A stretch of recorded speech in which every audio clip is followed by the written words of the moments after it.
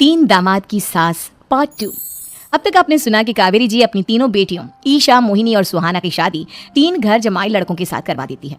उन्हें लगता है कि ये लड़के शायद घर का कामकाज संभाल लेंगे, लेकिन उनके तीनों घर जमाई बहुत आलसी थे। वो नौकरी भी नहीं करते थे और बाहर का काम भी नहीं। कावेरी जी ने अपनी बेटियों से कहा कि वो प्रेगनेंसी का बहाना बनाकर अपने पतियों को सबक सिखाए। अब सुनिए आगे। मम्मी, आपने जैसा कहा था हमने वैसा ही किया, लेकिन देखिए ना, विवेक का हाल तो वैसा का वैसा ही है। घर में ना सुबह का नाश्ता बनता है और ना खाना। नौकरी पर जाने की बात करूं तो खाने को दौड़ते हैं मुझे।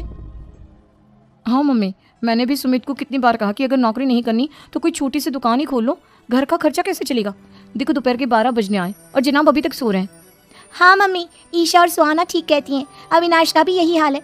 जब मैंने अपनी प्रेगनेंसी के बारे में कहा तो मुझसे कहने लगा, अरे दूसरी लड़कियां तो 9-9 महीने तक नौकरी करती है, बस डिलीवरी के टाइम छुट्टी लेती है। मोहिनी, तुम भी नौकरी करो। अब मुझे कहाँ नौकरी मिलेगी। मम्मी बताओ अब मैं क्या करूँ।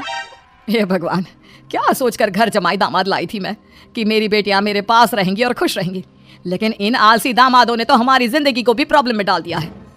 मैं तो कहती हूँ मम्मी, हम लोग वापस अपनी जॉब पर जाना शुरू कर देते हैं। बता देते हैं इन लोगों को कि हमने प्रेगनेंसी का बहाना किया है। नहीं नहीं बेटा, ऐसी गलती भी मत करना। अगर तुमने ऐसा किया तो इन तीनों की आदत और खराब हो जाएगी। अरे आज नहीं तो कल कभी तो तुम प्रेग्नेंट होगी, तब वापस यही प्रॉब्लम आएगी। तब क्या करोगी तुम तीनों। हाँ मम्मी, आपकी बात तो बिल्कुल सही है। इन लोगों को तो सुधारना ही पड़ेगा। लेकिन कैसे? अपने बच्चों के आने की खबर सुनकर भी इन लोगों पर कोई असर नहीं हो रहा। पैसे कमाने के लिए घर से बाहर निकलना ही नहीं चाहते ये तीनों। अब मेरे दिमाग में एक प्लान आया है। तुम तीनों चिंता मत करो, उन तीनों को बुलाओ, फिर मैं बात करती हूँ। थोड़ी देर बाद कावेरी जी अपने तीनों दामादों को सामने बुलाकर अपनी बात कहना शुरू करती हैं। अविनाश, सुमित और विवेक, देखो बेटा, मैं ना तुम तीनों से बड़ा प्यार करती हूँ, इसीलिए तो तुम्हें घर जमाई बना कर रखा है मैंने।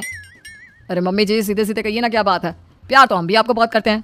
अरे मम्मी जी, आपकी इज्जत भी बहुत करते हैं। अरे भैया, आपकी जैसी सास और कमाने वाली बीवी सबको मिलती है क्या?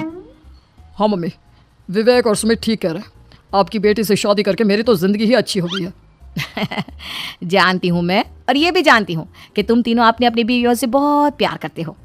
बेटा, बात ऐसी है कि हमारे कुल गुरु ने कहा है कि प्रेग्नेंट होने के बाद मेरी तीनों बेटियां शुरू के 4 महीने हमारे गांव में जाकर रहेगी, जहां मेरे चाचा जी रहते हैं। अरे लेकिन क्यों मम्मी, गांव में जाकर रहने की क्या जरूरत है इन तीनों को? वो क्या है ना बेटा, हमारे परिवार को एक श्राप है। अगर मेरी बेटियों ने यहाँ पर बच्चा पैदा करने की कोशिश की तो उनके बच्चों को कुछ भी हो सकता है। इसलिए अब से लेकर 4 महीने पूरे होने तक इन्हें गाँव वाले घर में रहना पड़ेगा। हाँ तो इसमें प्रॉब्लम क्या है मम्मी जी? हम भी वहाँ जाकर रहेंगे, पिकनिक बनाएंगे। अरे भाई, बीवी जहाँ हम भी वहाँ। हाँ यार, आइडिया तो बहुत अच्छा है। शहर की जिंदगी में रह रहकर परेशान हो चुके हैं, अब कुछ दिन गांव में बिताएंगे। तुम लोग समझने की कोशिश क्यों नहीं करते? तुम में से कोई भी वहां नहीं जा सकता, और मैं यहाँ रहूंगी ना तुम तीनों के साथ। 4 महीने की तो बात है, उसके बाद ये तीनों ही लौट कर आ जाएंगी। ठीक है मम्मी जी, अब हमारे बच्चों का सवाल है तो ये तो करना ही पड़ेगा। कावेरी अपनी तीनों बेटियों को कुछ दिन के लिए घर से बाहर कहीं दूसरे शहर में रहने के लिए भेज देती है। कुछ दिनों के बाद, अरे मम्मी जी, बहुत दिन से पिज्ज़ा नहीं खाया, मंगवाइए ना। क्या बताऊं बेटा, पहले तो बेटियां खर्चा दे देती थी क्योंकि उनकी नौकरी थी, लेकिन अब तो मेरे पास पैसे ही नहीं बचे। थोड़े बहुत पैसे हैं जो बच्चों की डिलीवरी में काम आएंगे। लेकिन मम्मी जी, आपकी बेटियों को वापस आने में तो अभी बहुत वक्त बाकी है। वही सोच सोच कर परेशान हो रही हूँ। सोच रही हूँ कल से दूध भी बंद करवा देती हूँ।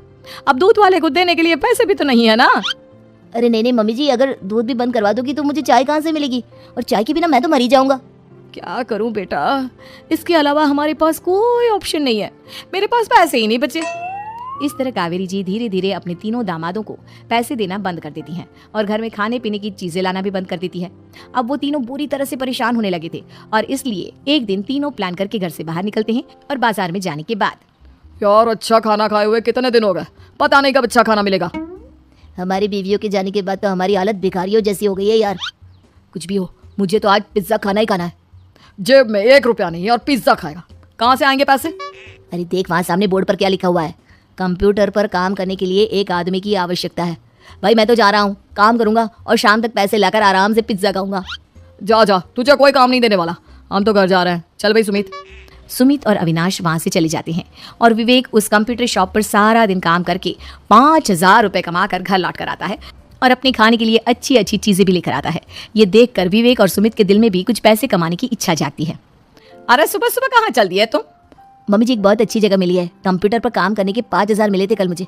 अगर रोज काम करूंगा तो पूरे 40,000 की तनख्वाह। अरे वाह, ये तो बहुत अच्छी बात है दामाद जी, आपको जाना ही चाहिए। सुमित और अविनाश विवेक को इस तरह तरक्की करते देखकर परेशान हो जाते हैं और वो दोनों भी काम की तलाश में निकल पड़ते हैं। धीरे धीरे उन दोनों को भी काम मिल जाता है। अब कावेरी के तीनों दामाद छोटी मोटी नौकरी करके अच्छा पैसा कमाने लगे थे। एक दिन कावेरी उन्हें अपने पास बुलाती है। अरे वाह, विवेक 40,000 कमा लेता है, अविनाश 60,000 और सुमित तुम भी 40,000 के आसपास कमा ही लेते हो। कुल मिलाकर तुम अच्छे खासे पैसे कमा रहे हो बेटा। हाँ मम्मी जी, बहुत मजा आता है जब महीने के एंड में मोटी रकम हाथ में आती है। पूछिए मत मम्मी जी, घर में रहकर रोटी बना कर और तो जैसा महसूस होने लगा था मुझे तो।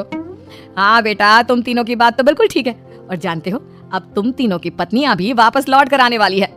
लेकिन मम्मी जी, अभी तो उन्हें गए सिर्फ 2 महीने हुए हैं। आपने तो कहा था वो 4 महीने के बाद लौट कर आएंगी। ऐसा कुछ नहीं है बेटा, मैं सिर्फ तुम तीनों को सबक सिखाना चाहती थी कि आदमी घर में बैठकर बीवी की कमाई खाता हुआ अच्छा नहीं लगता। इस दुनिया में हर इंसान को मेहनत करनी चाहिए, काम करना चाहिए, चाहे वो औरत हो या आदमी, ताकि अपने परिवार को संभाल सके। कावेरी की बात सुनकर उन तीनों को अपनी गलती का एहसास होता है और कावेरी उन्हें सच बता देती है कि ईशा, सुहाना और मोहिनी शहर में ही कहीं दूसरी जगह रह रहे थे। शाम के वक्त उन तीनों की पत्नियां लौट कर आ जाती है और कावेरी जी का परिवार एक खुशहाल परिवार की तरह रहने लगता है।